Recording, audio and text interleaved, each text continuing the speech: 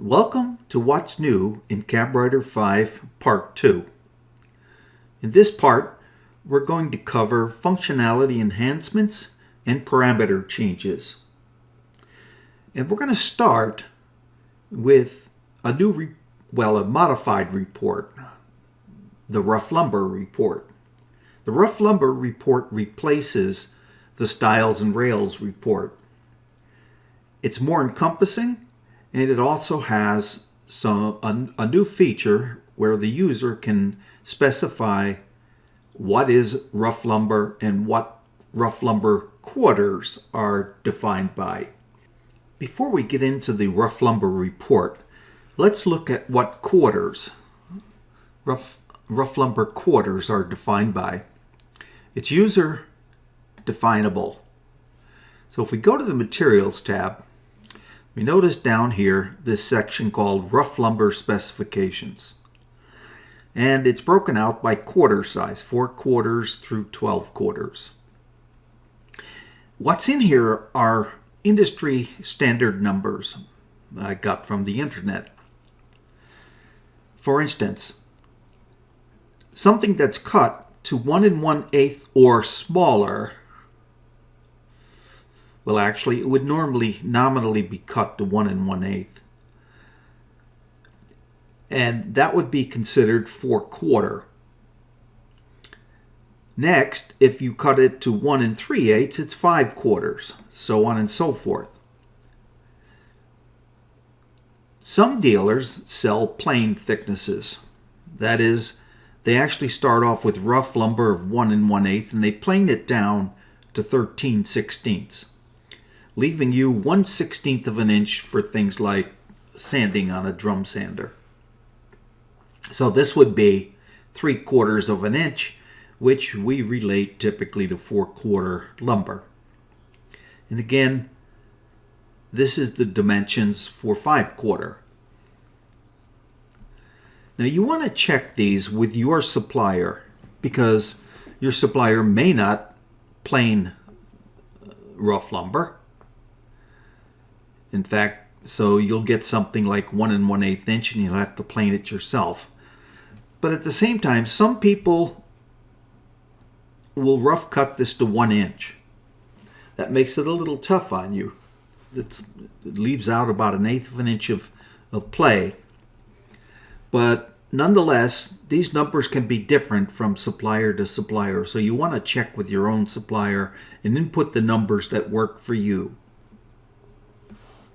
So now that we have defined what rough lumber is, what the quarters thicknesses are, let's look at the report.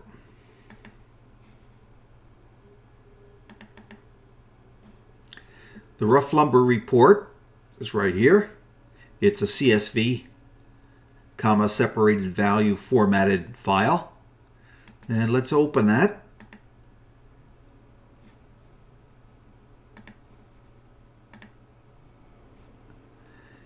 And this first part will look very much like it used to look when it was called Styles and Rails report. Notice it's called Rough Lumber Schedule now. It'll break out each hardwood material type. This happens to be maple. It's the only thing we have in this project is maple hardwood. And then it'll break out each thickness by width. So for instance, material that needs to be 27 32 thick by 5 1/16 wide, it says you need 6 linear feet of that material. So this is for the rip schedule. You can use this at the table saw to rip all of your 27 32 thick material to various widths and set your fence to this width, and then this width, and then this width, and then this width, and rip this many linear feet for each of those. Then you would change to material that's 13/16, reset your fence to 3 7/16, rip 23 feet worth of that material, so on and so forth. It also gives you the total number of board feet. Here you need 63 board feet of 4 quarter material and 76 board feet of 5/4 material. So that's, and by the way, these numbers are based on that table you just set up, or you saw me set up, and these numbers tend to be rounded up in this board feet calculation. You may still want to round this up some more for a waste factor. That's up to each individual user as to what they consider their waste factor to be. But this is the calculated board feet. All right, so that's the RIP schedule in the rough lumber report. So here's sort of the new part. In the previous report, we only dealt with draw and door stiles and rails.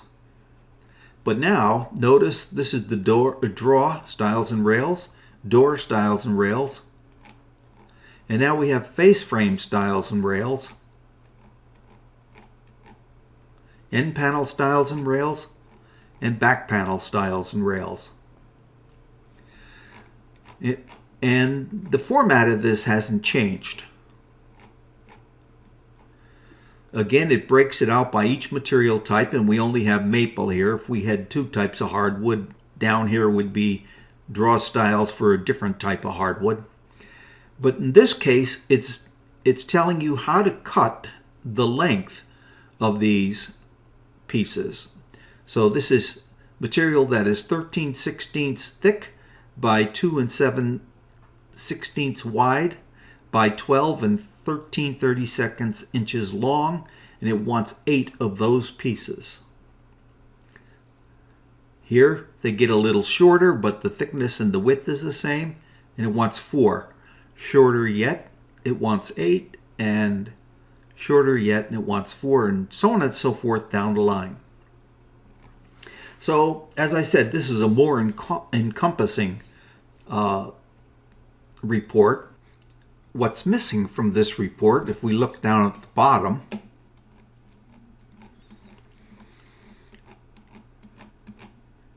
it ends with back panels. It says nothing about applied faces for the toe kick, which is also hardwood. But that's because this particular model is a CabWriter 3 model. And if I show you another model, the report from another model, you'll see what happens in models created in CabWriter 5. In CabWriter 5, the ladder bases are also included on the rough lumber, included in the rough lumber scene. By the way, the ladder base faces are also included on the face frame layer instead of the toe kick layer, because they're hardwood and they're actually part of the face frame. So we've moved the applied faces of the toe kick to the face frame layer, and we've included them in the rough lumber report. And here you can see ladder base applied faces, and this is what's needed here. Now, when we did this, I gave some thought about whether to include this. It's definitely included in the RIP schedule. The applied faces are included in the RIP schedule. But you typically don't cross-cut this stuff all at once. In fact, what you tend to do is you take the RIP material that is 4 3/4 wide, and you, at the time of installation, you cut this to the length you need. So this is, you may not want to follow this. You may want to ignore the ladder base applied faces. So that's up to the user. It's there if you want to use it. You probably don't, but that's up to the user. Okay, now let's move on to our next subject. In CabWriter 5, we redesigned the sheet optimization settings dialog box to make it more user-friendly and more useful. The changes appear primarily on, well, exclusively on the left side of the dialog box. Let's open it up. I'm going to go to File, Cutlass Bridge, Sheet Optimization, and this is the dialog box that we've modified. Notice all the changes are going to occur right here, or have occurred right here. The first thing you'll notice is that in the old dialog box you had some radio buttons on the left, and you were able to, there were some delete and add buttons that allowed you to delete and add lines and things like that. It really wasn't very useful. So we redesigned this section and this section. This section remains the same. This one will list all of the materials that's used in your project. In this case, there's maple plywood pre-finished, shop plywood, maple plywood, and glass. And for each one of those, it'll tell you whether it has grain. Now, the assumption is that it does have grain based on this setting down here. If it doesn't, you can change it here. The other assumption is that for each, well, what happens is the moment you open Sheet Optimization Settings dialog box, CabWriter will analyze your entire project, figure out all the material names that's used in the project, and for each material name, the various thicknesses that are used in the project based on actual part thicknesses. And then it will create these sizes based on these assumptions. In other words, the assumption is that I want to use 4x8 plywood, and I want to assume things have grain. If they don't have grain, I can always change it here. And if I don't want to use 4x8 sheets of plywood, I can change that here. Notice I cannot change the thickness. The reason being is because CabWriter has figured out that there are parts that require 3/4 inch plywood of maple plywood pre-finished. So I can't change that, but I can change the format of the material. In fact, what I'm going to do here is I'm going to change this to 5x10 material, which is what, 60 by 120.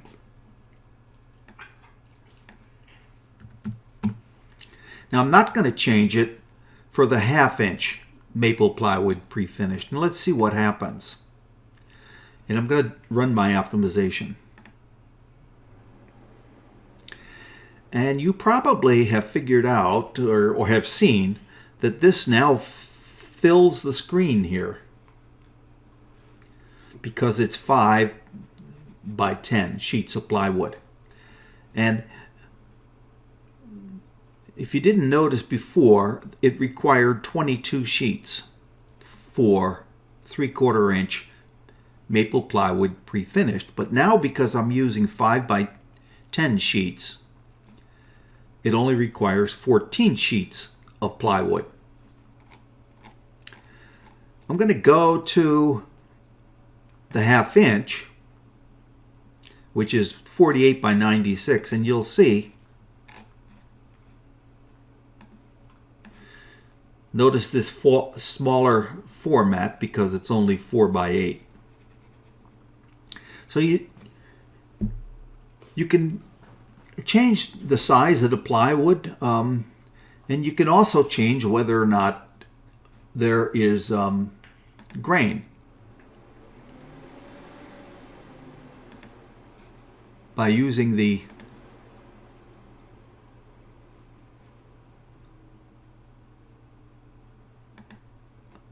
sheet optimization settings. I'm going to change this back to 48 by 96.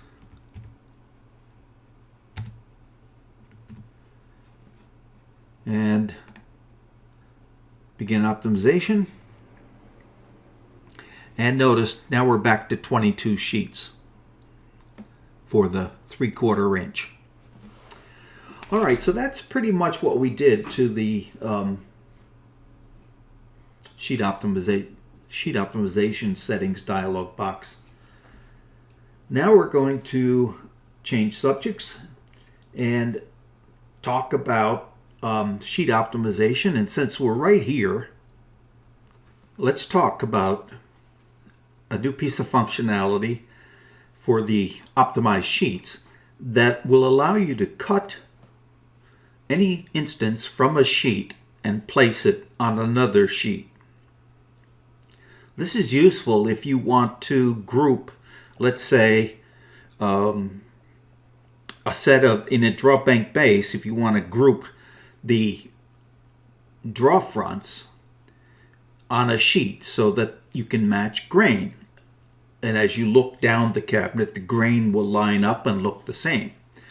And the way you do that is by placing all of those draw fronts on the same sheet. So I'm not going to worry about picking out draw fronts here, but I'm just going to demonstrate to you the functionality. So let's say I wanted to move this part from here to, and I'll use this icon down here, to sheet 22. Now it always suggests the last sheet in this series. And the reason for that is it's likely that the last sheet is the one that has the most space. So I'm going to pick that sheet and I'm going to drop this right there. Now suppose I want to pick a part from a different sheet. Let's say this part right here, and move it to that same one, sheet 22. So I'll say OK, and now I can move that here. But it won't let me because it's too long. But I can put it here, or I can also put it here where it's kind of wasting space when I do that. So this will always suggest a good place for me to put it, like right there. Now, often there isn't enough room here to put all the parts that you want to put on a sheet to match grain. So you might have to add a sheet. You just click this button here, and now you've got a new sheet down here, sheet 23. So let me take those parts and move them down there.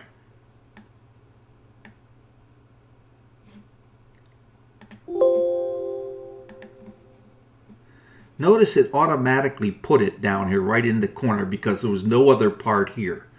And so since it's the first part going on the sheet, it's going to put it down here by the origin. And now I'll take this part and move it down. Now, by the way, notice that this OK button is highlighted, or in programming terms, it's got focus. I could just hit return and place it down here.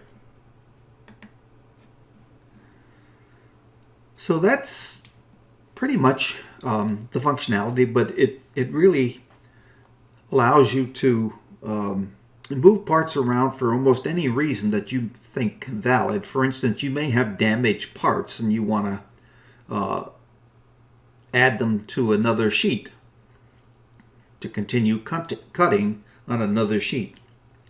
So that's the functionality.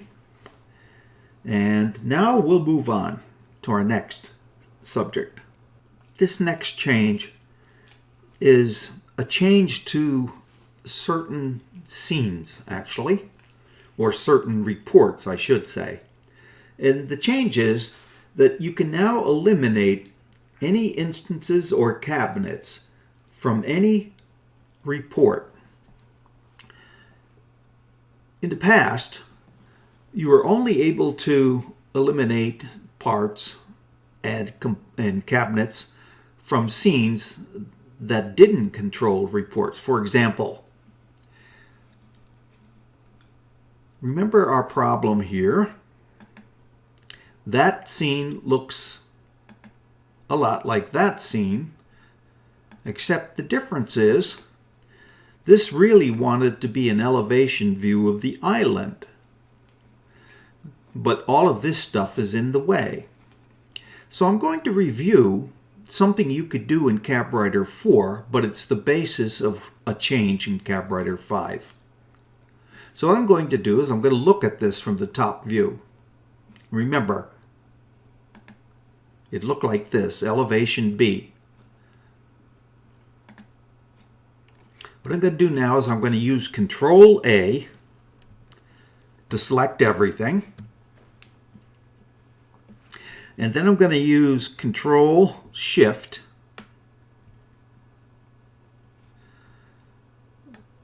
to eliminate the island from selection. Notice now everything is selected but the island. And the way I did that was I used Control Shift, which Control Shift gives me a minus sign on the cursor, which means remove these things from the selection. Now it turns out I still have a lot of things locked, so I have to unlock them. And now I can go to my entity info, and right here on this I can say hide these. Notice now they're hidden in this view. So let me go to the front view.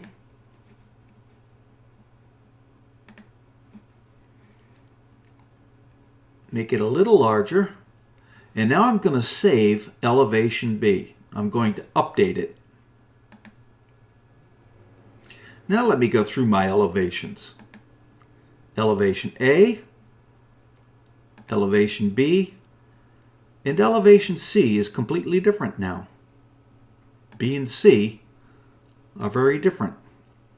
So this is something I could always do in CabWriter 4. But turns out now that you can use exactly that same technique on the 4 report scenes, whereas in the past you couldn't. In the past, if you hid components on the cutlass scene, the rough lumber scene, the DXF scene, and the purchase part scene, they wouldn't be hidden from the report. But now you can use that exact same technique I just showed you to hide things and keep them out of those reports. So that's the change that we made here. Fairly simple change, but now it allows you to manage your reports any way you want. In fact, you can create a number of scenes that you might want to use for a rough lumber report.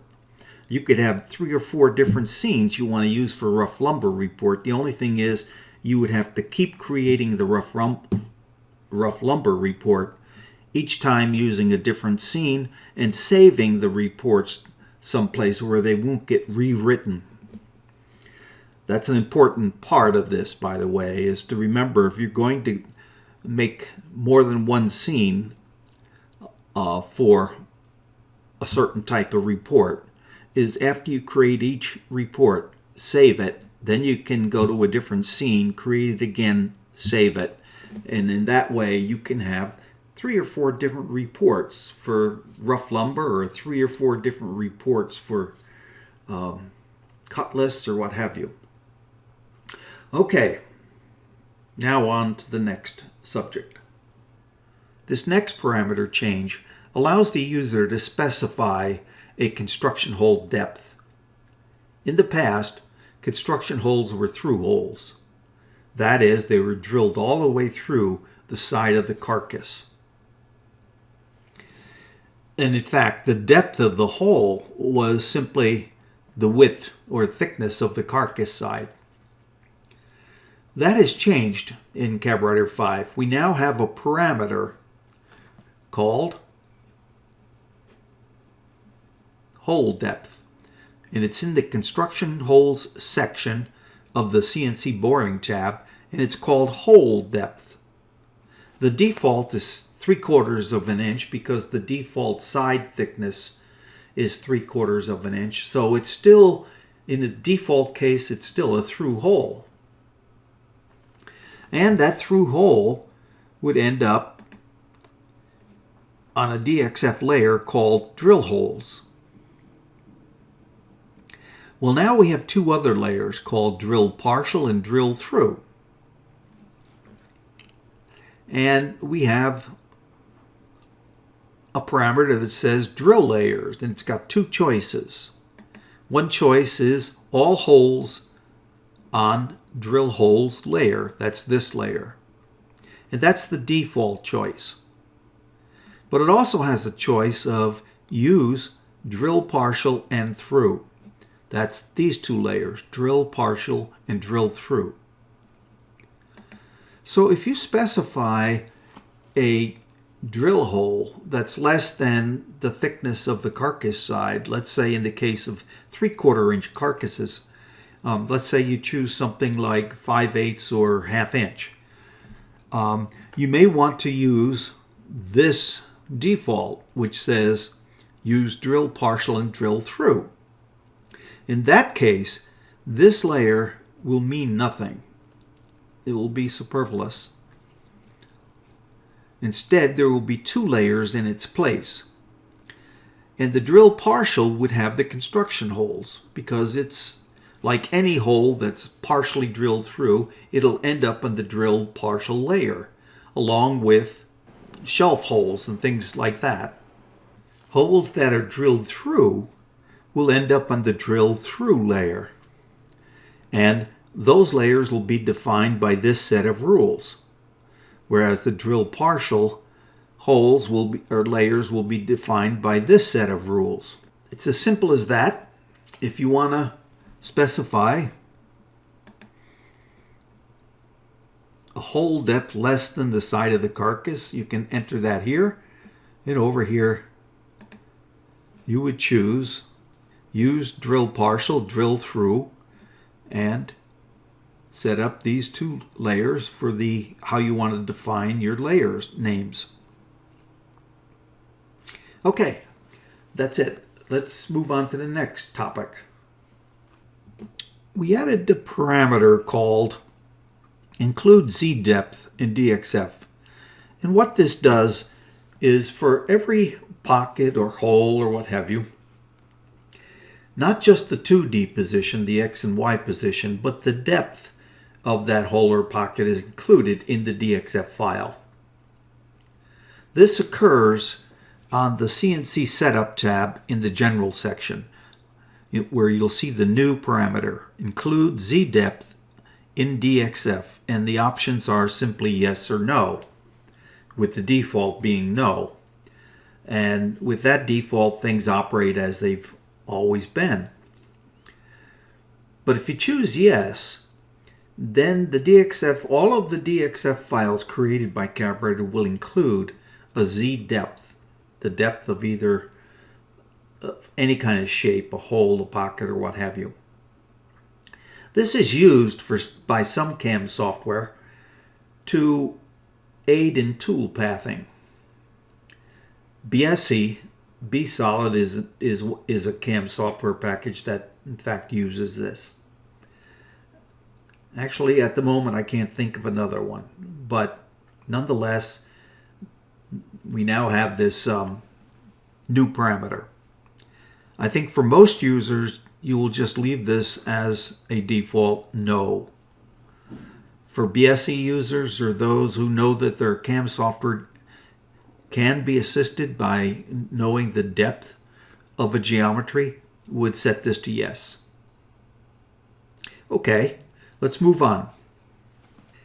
This brings us to our last parameter change, and that is that the ladder bases now have their own thickness.